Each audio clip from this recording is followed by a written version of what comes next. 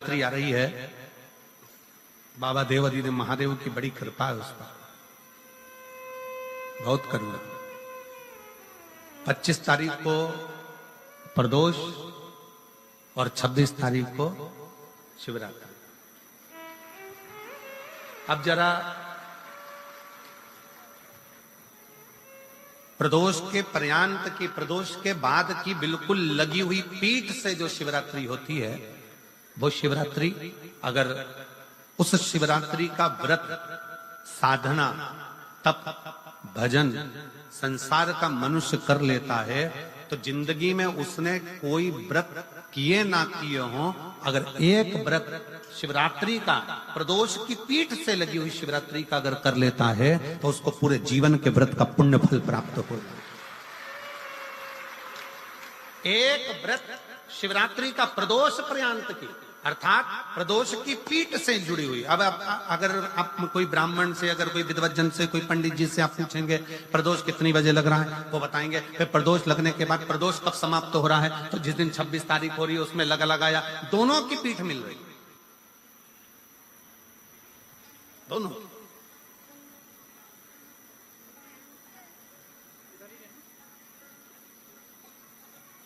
करो व्रत। आपने कितनी भी एकादशी के व्रत करे हो, कितनी भी द्वादशी के व्रत करे हो, कितनी भी चतुर्थी व्रत करे हो, कितनी भी तीज व्रत करे हो, कितनी भी अष्टमी का व्रत करा हो, कितनी भी नवरात्रि के व्रत करा हो, कितनी भी तीज का व्रत करा हो, चाहे दुनिया के कितने भी व्रत आपने करे हो, अगर आपने एक महाशिवरात्रि का व्रत नहीं करा तो कोई व्रत का पुण्य फल आपके खाते के अंतर आ नहीं पाता। शिवरात्रि के व्रत की इतनी मूलता है। पर एक निवेदन है, अगर कोई बुजुर्ग है, कोई बीमार है, कोई बूढ़ा व्यक्ति है, बहुत बीमार है, तो उसको निवेदन है आप व्रत ये नहीं कि 24 घंटे का करो, आप व्रत 2 घंटे का कर लो, 1.5 घंटे का कर लो, 1 घंटे का कर लो, 15 मिनट का करो। पर निवेदन है कि जो बीमार व्यक्ति है वो आधे घंटे, 1 घंटा, 2 घंटा, 6 घंटा, 15 मिनट पर शंकर की शिवरात्रि का व्रत ये विचार कर करना। बहू बेटा नाते रिश्ते सबको कह देना। कोई बीमार व्यक्ति है ना, वो भी कह दे कि देख बेटा मेरा व्रत है।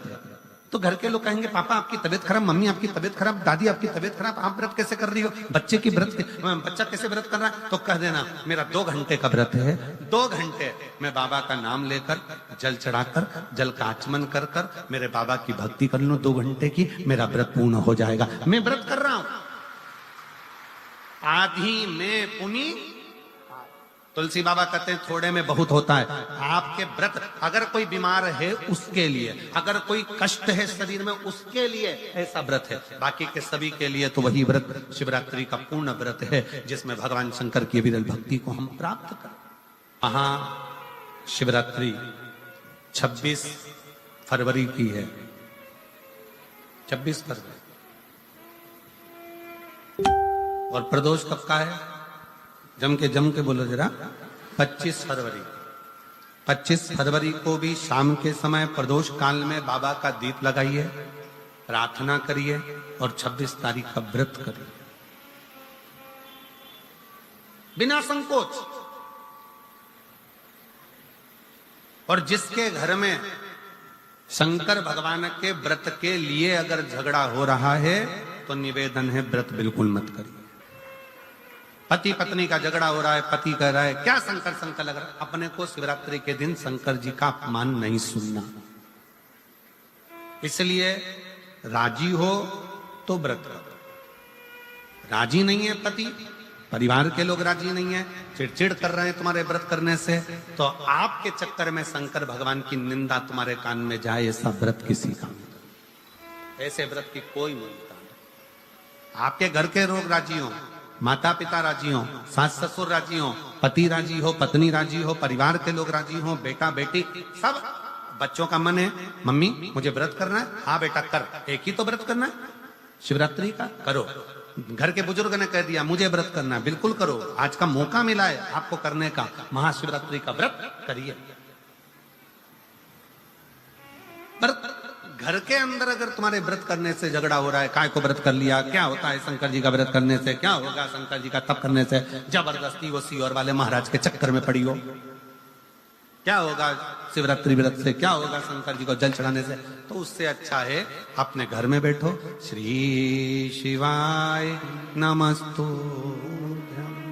श्री शिवाय नमस्तुभ्यं, श्री शिवाय नमस्तुभ्यं, श्री शिवाय नमस्तुभ्यं, श्री शिवाय नमस्तुभ्यं, श्री शिवाय नमस्तुभ्यं। घर में बैठकर भगवान शंकर का गुणगान करो, भगवान शंकर का नाम जाप करो, भगवान शंकर की भक्ति करो। उससे बढ़कर कोई सुख नहीं, उससे बढ़कर कोई आनंद।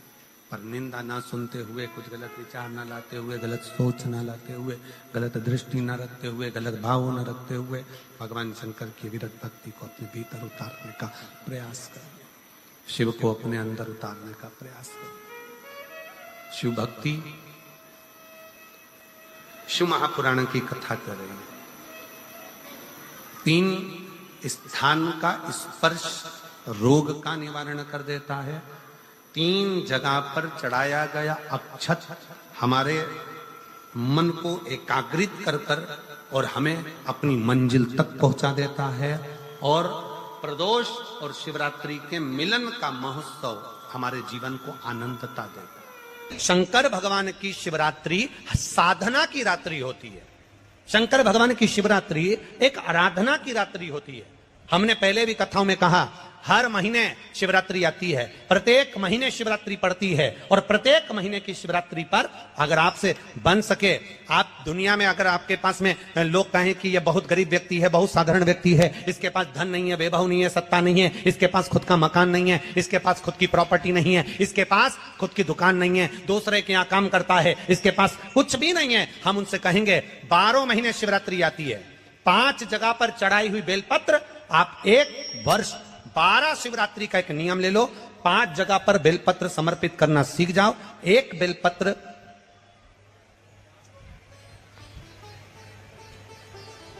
ये शिवलिंग, ये जलाधारी, बहुत ध्यान से देखना, ये चरण जहां से जल नीचे गिरता है, गणेश जी का स्थान, कार्तिकेय जी का स्थान, ये हस्तकमल, माता पार्वती जी का हाथ हस्तकमल, शिवलिंग, भगवान शंकर का स्थान।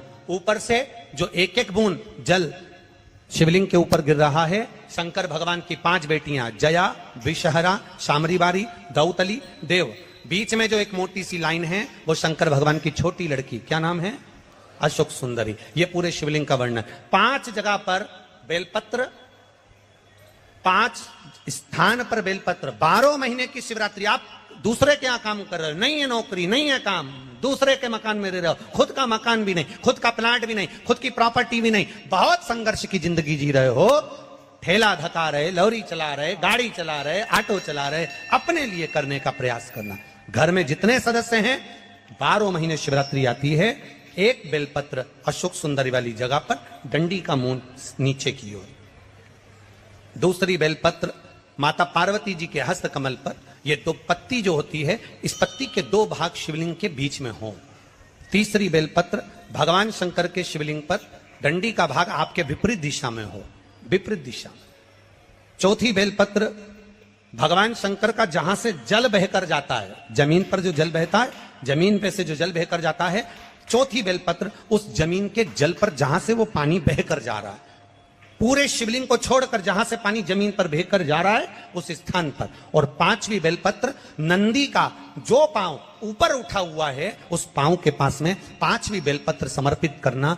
1 शिवरात्रि से लेकर 12 शिवरात्रि जो 1 वर्ष तक कर लेता है, 1 वर्ष अपनी कड़ी मेहनत के साथ में मेहनत पूरी करना। और ये 5 बेलपत्र, 5 बेलपत्र हर महीने जो शिवरात्रि आती है उस पे समर्पित करना प्रारंभ कर दीजिए और मेहनत करना प्रारंभ कर दीजिए। आपको आपके कर्म का फल मिलेगा। साल भर के अंदर आप अच्छे बनकर बैठ सकते हैं। मान लो अगर कहीं आप कोई नौकरी के लिए अप्लाई कर रहे हैं, तो जैसा माता उमा ने प्रदोष काल में, प्रदोष के समय पर, प्रदोष काल के अंतर्गत बेलपत्री का स्मरण किया है, वो बेलपत्र का स्मरण अगर संसार का मनुष्य कर लेता है तो महाराज ब्रह्मवृत्ता पुराण कहती है कि उस जीव का ऐसा कोई कार्य नहीं जो सफल नहीं होता। महाराज मेरा निवेदन रहेगा, किसी एग्जाम में आप बैठ रहे हो, इंटरव्यू के लिए जा रहे हो, किसी कार्य के लिए जा रहे हो, नौकरी नहीं लग रही, सर्विस नहीं लग रही, तो महाराज तांबे के कलश में 11 बेलपत्र को रखा जाए और तांबे के कलश में 11 बेलपत्र रखकर उसमें 11 सफेद पुष्प को डाला जाए।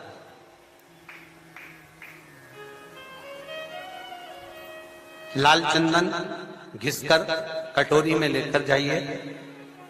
प्रदोष के दिन, शुक्ल पक्ष का जो प्रदोष पड़ जाए उसके दिन शंकर के शिवलिंग पर लाल चंदन लपेटने से पहले शंकर की जो जलाधार,